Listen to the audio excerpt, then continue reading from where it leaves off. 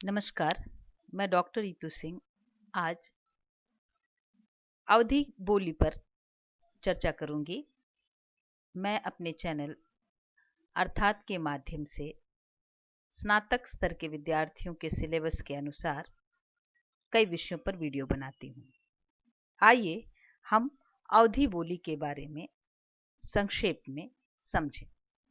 अवधी के बारे में समझने से पूर्व आवश्यक है कि हम हिंदी की विभिन्न बोलियों के बारे में सामान्य परिचय प्राप्त कर लें। हिंदी भारतीय संघ की राजभाषा है। यह भारोपीय परिवार की भाषा है जो उत्तर भारत के उत्तर प्रदेश, बिहार, मध्य प्रदेश, हरियाणा, राजस्थान, हिमाचल प्रदेश एवं दिल्ली में बोली जाती है। भारत में विभिन्न क्षेत्रों की हिंदी का स्वरूप स्थानीय कारणों से भिन्न भिन्न है। अखिल भारतीय स्तर पर आप देखेंगे अलग अलग क्षेत्र की हिंदी अलग अलग तरह की है। कलकत्ता की हिंदी, बम्बई की हिंदी, हैदराबादी हिंदी इत्यादि। आज हम जिसे हिंदी के रूप में जानते हैं वह 1.5 शताब्दी पूर्व दिल्ली मेरठ के निकट बोले जाने वाली खड़ी बोली का आधुनिक रूप है। हिंदी के अंतर्गत हिंदुस्तानी और उर्दू भी सम्मिलित है। हिंदी संस्कृत, पाली, प्राकृत, अपभ्रंश के सोपानों को पार करती हुई आधुनिक भाषा के रूप में विकसित हुई है। इस पर विस्तार से चर्चा मैंने विद्यार्थियों के साथ की है। जिस भाषा को हम हिंदी की संज्ञा देते हैं उसमें खड़ी बोली जो कौरवी है बोली के रूप में, कन्नौजी, बुंदेली, भोजपुरी, बांगरू, ब्रज, राजस्थानी आदि महत्वपूर्ण बोलियां सम्मिलित हैं और जिनका साहित्यिक भंडार समृद्धशाली रहा है। यह एक विस्तृत क्षेत्र की भिन्न भिन्न भौगोलिक इकाइयों में प्रयुक्त होने वाली भाषा है। इस प्रकार हम कह सकते हैं कि आज हिंदी उन भारतीय भाषाओं का समूह है जिनमें लिपि और सांस्कृतिक तत्वों की एकता है। इसके अंतर्गत मैथिली, अवधी, भोजपुरी, ब्रज, राजस्थानी, बघेली, छत्तीसगढ़ी, बुंदेली, बांगरू, खड़ी बोली इत्यादि कई बोलियां सम्मिलित हैं। आइए हम इसके क्षेत्र के बारे में थोड़ा सा जान लें। भारत के नक्शे पर ये जो नीला आसमानी रंग से बना हुआ क्षेत्र है जिसमें हिमाचल प्रदेश, हरियाणा, राजस्थान, मध्य प्रदेश, उत्तर प्रदेश, बिहार, सिक्किम इत्यादि क्षेत्र आते हैं। ये मुख्यतः हिंदी का क्षेत्र है जिसमें विभिन्न बोलियां बोली जाती हैं। अब इस क्षेत्र के अंतर्गत कौन सी बोली कहाँ बोली जाती है ये नक्शे पे आप देख सकते हैं। आप देखिए राजस्थान की तरफ मारवाड़ी, जयपुरी, मेवाती और मालवी, हरियाणा की तरफ हरियाणवी और बांगरू, हिमाचल प्रदेश में गढ़वाली, इधर खड़ी बोली, ब्रज भाषा, कन्नौजी और ये क्षेत्र है अवधी का। और इधर बिहार की तरफ आप जाएंगे, उत्तर प्रदेश और बिहार में भोजपुरी, मगही बिहार के क्षेत्र में और मैथिली, इधर छत्तीसगढ़ के आसपास छत्तीसगढ़ी और बघेली। तो इस तरह हम ये देखते हैं कि ये पूरा क्षेत्र है जो बोलियों के आधार पर बांटा जा सकता है। आइए इन बोलियों की उत्पत्ति को हम समझे कि इन बोलियों का वर्गीकरण किस प्रकार से किया गया है और अपभ्रंश के किस रूप से इनका जन्म हुआ है। सौरसेनी अपभ्रंश से पश्चिमी हिंदी विकसित हुई और पश्चिमी हिंदी के अंतर्गत ये 5 बोलियां आती हैं। ये जो विवरण है या विभाजन है इसे भोलानाथ तिवारी ने दिया है जिसमें 17 बोलियों की चर्चा वो करते हैं। खड़ी बोली, ब्रजभाषा, बांगरू, बुंदेली, कन्नौजी। और सौरसेनी अपभ्रंश के ही आप कहिए पश्चिमी रूप से राजस्थानी का जन्म होता है जिसके अंतर्गत 4 बोलियां हैं, मारवाड़ी, जयपुरी, मेवाती और मालवी। अर्धमागधी अपभ्रंश से पूर्वी हिंदी का जन्म होता है जिससे आज हम जिस पे चर्चा करने वाले हैं अवधी का जन्म होता है और बघेली और छत्तीसगढ़ी का। मागधी अपभ्रंश से बिहारी का जन्म होता है जिससे 3 भाषाएं मैथिली, मगही, भोजपुरी इन भाषाओं का जन्म होता है या विकास होता है। आगे सौरसेनी के ही एक रूप से खस पहाड़ी का विकास हुआ जिससे गढ़वाली और कुमाऊनी हिमाचल प्रदेश की तरफ की भाषाएं निकले। इस तरह कुल 17 भाषाएं आप देख सकते हैं जिन्हें हम बोली कहते हैं। ये हिंदी के अंतर्गत आने वाली बोलियां हैं। आज हम चर्चा करेंगे अवधी पर। पहले अवधी का परिचय प्राप्त कर ले, इसके नामकरण पे चर्चा कर ले। अवधी हिंदी क्षेत्र की एक उपभाषा है। यह उत्तर प्रदेश के अवध क्षेत्र में बोली जाती है। इसके अतिरिक्त इसकी एक शाखा बघेल खंड में बघेली नाम से भी प्रचलित है। तो कई लोग अवधी के अंतर्गत बघेली को सम्मिलित करते हैं किंतु भाषा वैज्ञानिक दृष्टि से भोलानाथ तिवारी ने इसे अलग भाषा का स्थान दिया है, अलग बोली का स्थान दिया है। अवध शब्द की व्युत्पत्ति अयोध्या से हुई है। इस नाम का एक सूबा पुराने समय में राज्यकाल में था तुलसीदास ने अपने मानस में अयोध्या को अवधपुरी कहा है।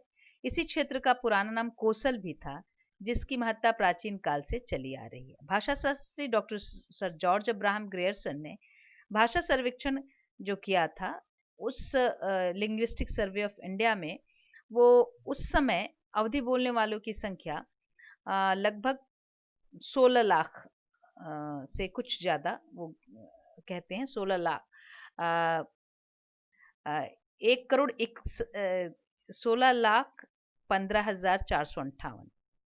और 1971 में जब हमारी जनगणना होती है, जिसमें भाषा और बोली की गणना भी होती है, उसके अंतर्गत हम पाते हैं कि लगभग 2,83,00,000 से ऊपर लोग हिंदी की बोली अवधी को मातृभाषा के रूप में बोलते हैं। और आज के समय में अगर हम देखें तो शोधकर्ताओं का अनुमान है कि 6 करोड़ से ज्यादा लोग अवधी बोली बोलते हैं।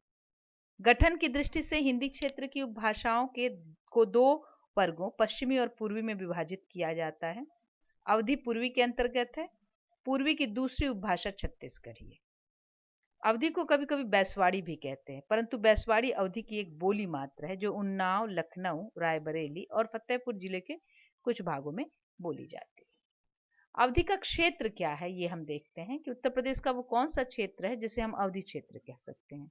इस क्षेत्र में आप देख सकते हैं, ये उत्तर प्रदेश का नक्शा है, जिसमें पश्चिम की तरफ ब्रजभाषा का क्षेत्र है और मध्यवर्ती जो क्षेत्र है वो अवध का क्षेत्र है, जिसका बॉर्डर नेपाल के से मिलता जुलता है। इसलिए नेपाल में भी अवधी का प्रभाव नेपाली भाषा के अंतर्गत भी देखा जा सकता है। और ये पूर्वांचल है, जहाँ पूर्वांचल की बोलियां बोली जाती हैं। और तो ये जो पीला क्षेत्र है, यह अवध का क्षेत्र है। इसी को उत्तर प्रदेश सरकार के अगर सरकारी नक्शे पर देखें तो आप देख पाएंगे, ये जो क्षेत्र है जो हल्के रंग का है, ये क्षेत्र जो है अवध का क्षेत्र है। और इसमें कुल जिन जिलों में वो बोली जाती है उसका विवरण है, आप देखेंगे।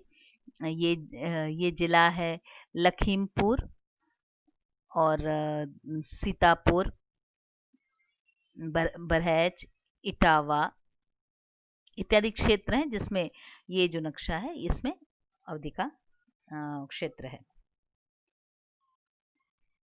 अब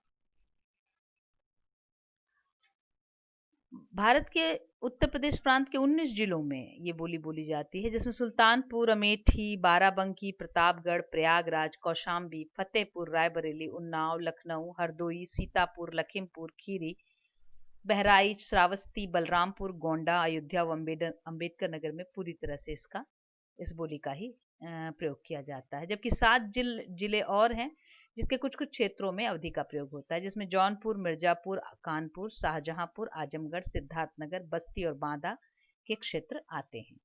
बिहार प्रांत के 2 जिलों के साथ पड़ोसी देश नेपाल के कई जिले, बांके जिला, बर्दिया जिला, दांग जिला, कपिलवस्तु जिला, पश्चिमी नवलपरासी जिला, रूपंदेही जिला, कंचनपुर जिला आदि में भी यह भाषा काफी प्रचलित है। ये नेपाल के जिले हैं।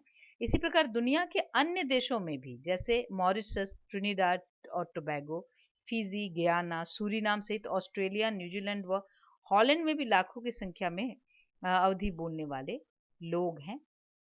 तो अवधी का क्षेत्र न सिर्फ राष्ट्रीय है बल्कि वह अंतर्राष्ट्रीय भी है। आइए हम संक्षेप में समझें कि अवधी भाषा बाकी बोलियों से कैसे अलग है और उसकी क्या भाषिक विशेषताएं हैं। देखिए, सबसे पहले इसमें कर्ता कारक का जो परसर्ग ने है वो उसका अभाव है पूरी तरह से। अन्य परसर्गों के प्राय 2 रूप ही मिलते हैं, हर्ष और दीर्घ। जैसे कर्म प्रदान संबंध, इनके लिए क का, करण अपादान के लिए स, त, से, ते, अधिकरण के लिए म या मा का प्रयोग किया जाता है। इसमें ण ध्वनि के स्थान पे न का प्रयोग होता है। जैसे अगर प्राण है हिंदी में तो यहाँ आकर वो प्राण हो जाता है। इसी तरह ल के स्थान पे र का प्रयोग मिलेगा। जैसे अंजुली को अंजुरी, मूसल को मूसर, फल को फर, हल को हर। ये प्रवृत्ति और भी कई भाषाओं में है, भोजपुरी में भी है और ये अवधी में भी है। इसमें ड ढ शब्द शुरू में आते हैं, मध्य और अंत में नहीं आते हैं, जबकि ड़ और ढ शब्द अंत में आते हैं। इसमें महाप्राण जो ध्वनियां हैं के रूप में ख, छ, ठ, थ, फ के स्थान पर घ, झ, ढ, भ, घ, ध और भ का प्रयोग होता है।